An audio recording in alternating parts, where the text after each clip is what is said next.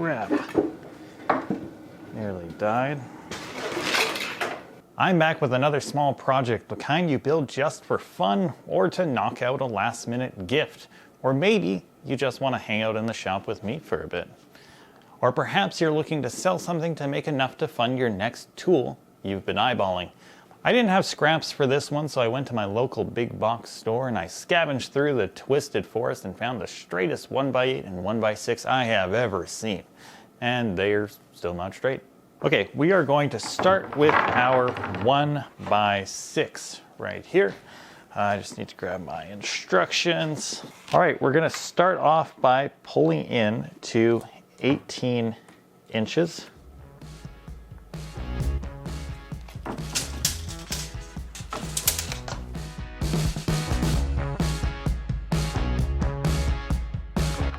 Plug everything in.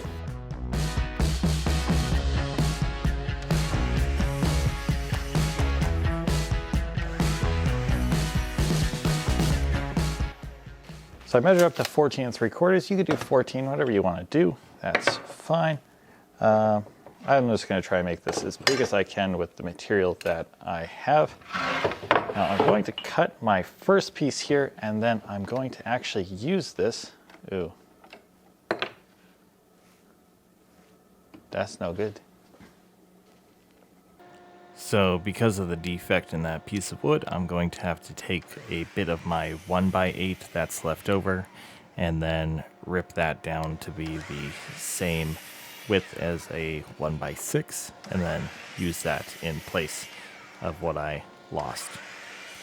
And I need 4 pieces that are 14 3/4 of an inch long.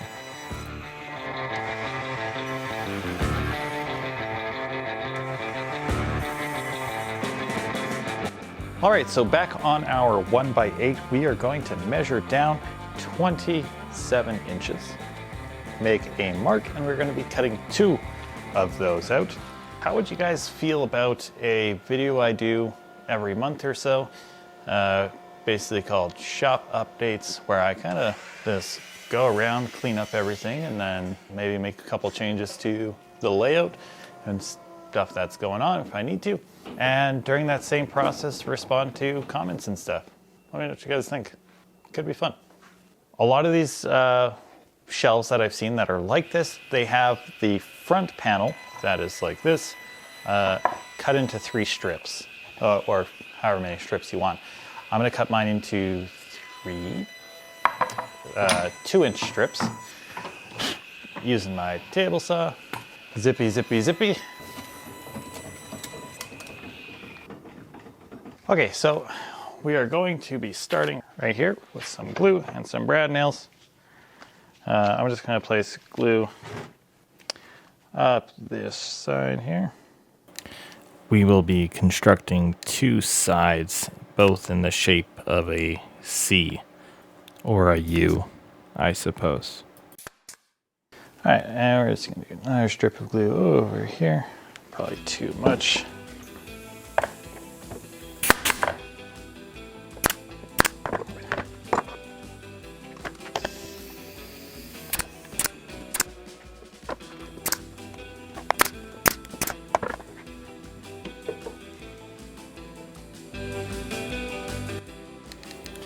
Assembling the shelf is fairly easy. I'm starting with the backboard, ensuring the bottom shelf is square with the bottom of my back.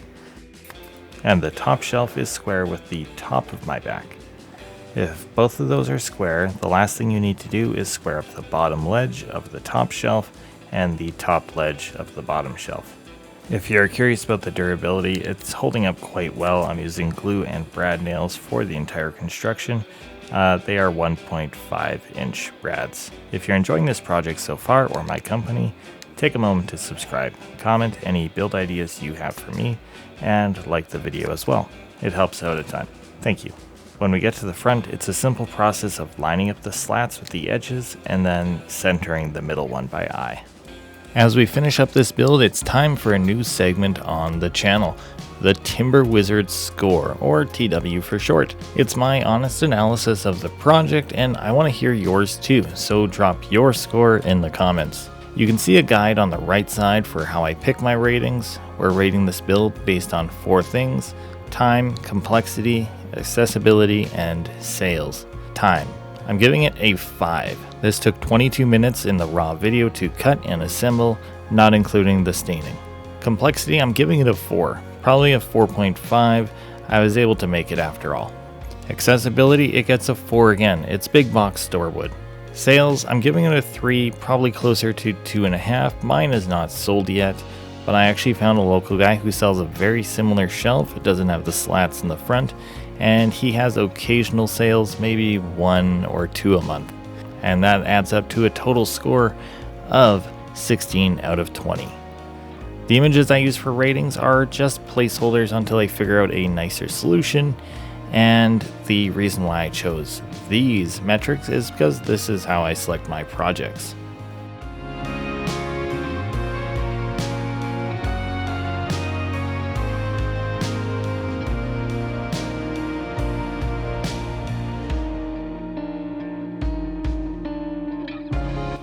I've been the Timber Wizard, and thank you for watching. As always, I will see you in the next one.